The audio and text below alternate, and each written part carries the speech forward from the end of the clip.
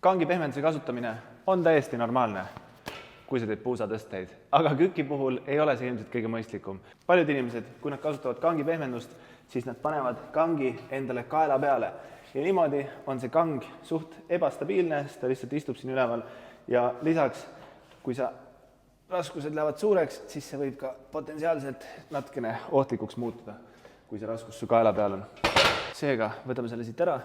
Ja nüüd, kui kang teeb su kaelale haiget ilma selle padjata, siis probleem on selles, et sa ei tohiks seda kangi endale kaela peale panna, vaid sa peaksid selle oma seljalihaste peale panema. Nüüd, kui ma lähengi siia kangi alla, viin oma õlad taha, pigistan selja kokku ja nüüd otsingi siit, viin kangi siis kaelast natukene madalamale ja otsingi siit niisuguse pehme koha, kus on mingisugused lihased, see võib olla siin ülevalpool, see võib olla allpool.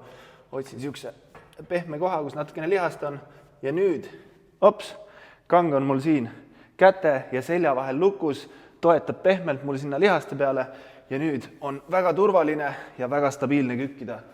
Ja loomulikult alguses võib see olla natukene ebamugav selle selja peal, aga usu mind, paari kuuga ilmselt sa harjud sellega ära. Edu sõbrad!